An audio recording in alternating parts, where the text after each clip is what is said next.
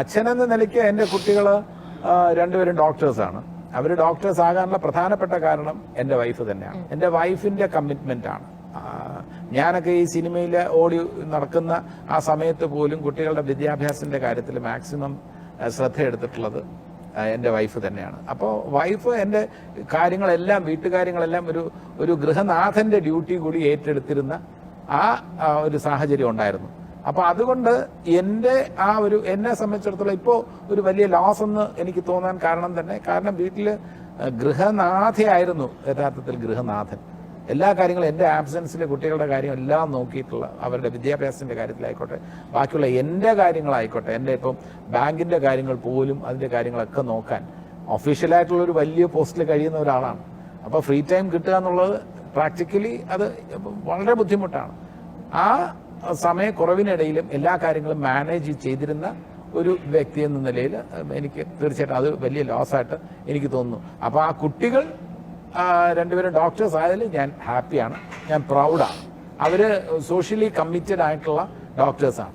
അപ്പോൾ നല്ല ശമ്പളമുള്ള പ്രൈവറ്റ് ഹോസ്പിറ്റൽസിലെ ജോലി വേണ്ട എന്ന് കരുതിയിട്ട് രണ്ടുപേരും സർക്കാർ ആശുപത്രികളിലാണ് ജോലി ചെയ്യുന്നത്.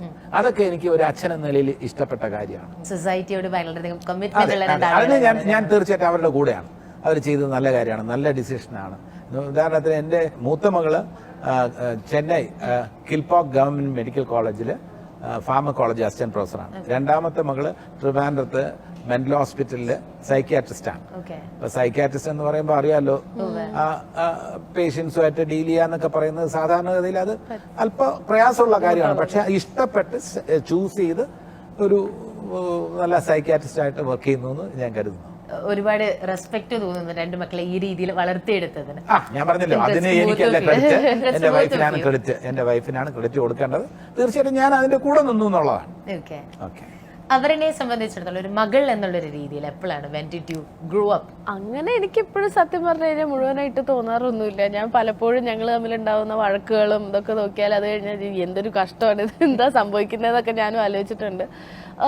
I personally felt every time a person, ഇപ്പം എന്താ പറയുക, ഒരാൾ പറയാണ്, ഒരാൾ എന്നെ മീറ്റ് ചെയ്യുമ്പോൾ അവർക്ക് കിട്ടുന്ന ഒരു സന്തോഷമാണെങ്കിലും അവർക്ക് കിട്ടുന്ന ഒരു എന്താ പറയുക, അവരിപ്പോൾ എൻ്റെ അടുത്ത് പറയുകയാണ് യു ബിഹേവിങ് വെൽ അല്ലെങ്കിൽ you been brought up well എന്ന് പറയുമ്പോൾ I feel like I M giving my parents the credit every single time I here that. അതാണ് എന്നെ സംബന്ധിച്ചിടത്തോളം ഏറ്റവും വലിയ ഒരു ആസ് എ ഡോട്ടർ എനിക്ക് പേരൻസിൻ്റെ അടുത്ത് ചെയ്യാൻ പറ്റുന്ന ഏറ്റവും നല്ല കാര്യം. ബാക്കിയുള്ളവരുടെ അടുത്ത് നന്നായി പെരുമാറുക, അല്ലെങ്കിൽ ഒരാളെയും ഡിസ്റെസ്പെക്റ്റ് ചെയ്യാതിരിക്കുക. എൻ്റെ വീട്ടിൽ പറയാറുള്ള കാര്യമാണ്.